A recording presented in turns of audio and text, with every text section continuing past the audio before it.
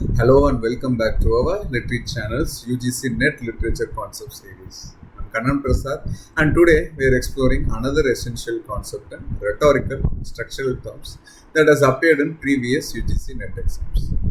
Today's concept is pragmatics. This concept appeared in the January 2017 examination. It falls under our rhetorical and structural terms cluster. Let's examine pragmatics.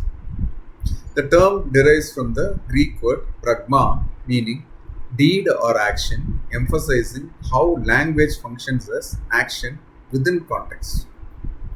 Pragmatics emerged as a distinct linguistic field in the mid-20th century, though philosophers had been exploring context-dependent meanings since antiquity. It developed significantly during the linguistic turn in philosophy and flourished with the rise of discourse analysis in the 1970s and 1980s.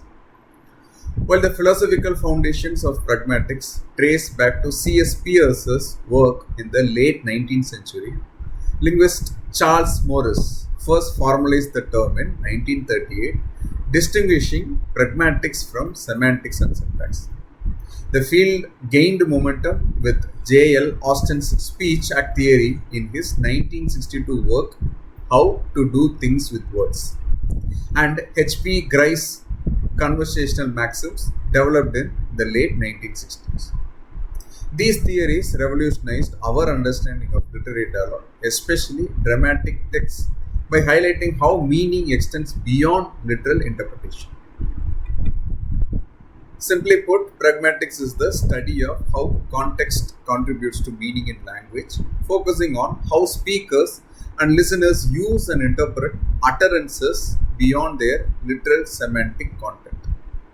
Key features of pragmatics include analysis of implied meanings, assumptions, and intentions behind utterances, study of how context shapes interpretation of language, examination of speech acts as in performative utterances that accomplish actions, investigation of conversational implicature, meaning conveyed indirectly, a meaning that is conveyed indirectly, focus on deixis meaning context dependent references like here, now, I, you, and finally consideration of politeness strategies and face saving techniques in discourse.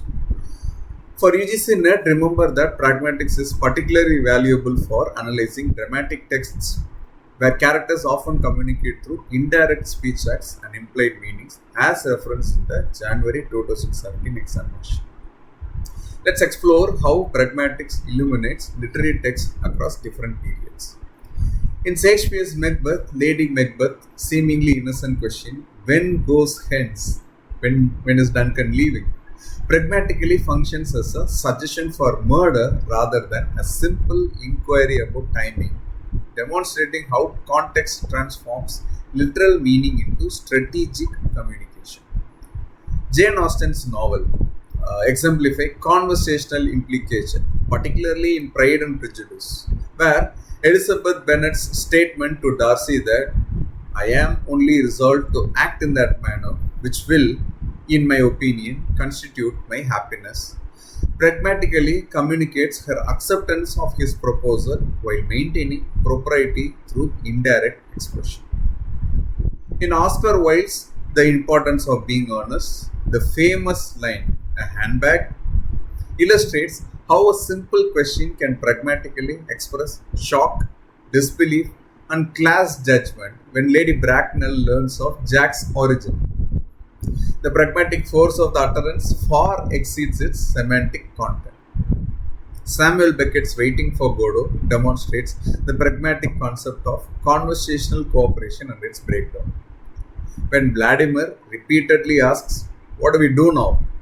The question pragmatically functions not as a simple inquiry, but as an existential lament about purpose and meaning. Harold Pinter pioneered what critics call the comedy of menace, where seemingly ordinary dialogue carries threatening pragmatic implications. In The Birthday Party, Goldberg and McCann's interrogation of Stanley uses questions that pragmatically function as accusations and threats rather than requests for information. The playwright Susan Lowry Parks employs pragmatic ambiguity in Top Dog Underdog, where brothers Lincoln and Booth use linguistic indirection, playing with literal and implied meanings, to navigate their complex relationship, particularly when discussing their parents' abandonment. Now let's test your understanding with a quick quiz. Which of these best exemplify a pragmatic approach to analyzing dramatic dialogue? Option A. Identifying the phonological patterns and metrical structure of a character's speech. Option B. Analyzing how a character's utterance performs an action beyond its literal meaning. Take a moment to think about it. You may pause the video if you want. And the answer is B. A pragmatic approach to dramatic dialogue focuses on how utterances perform actions beyond their literal meanings, how they function as indirect requests, refusals, threats, or promises depending on context. Option A describes a phonological analysis which examines sound patterns rather than contextual meaning and communicative function. Remember, pragmatics is the study of how context contributes to meaning in language, particularly relevant for analyzing indirect speech acts in dramatic texts. For your UGC NET exam, be prepared to identify pragmatic features and understand how they reveal character intentions and relationships. In our next video, we'll explore another important concept from our rhetorical and structural terms cluster. Thanks for watching Literary channel.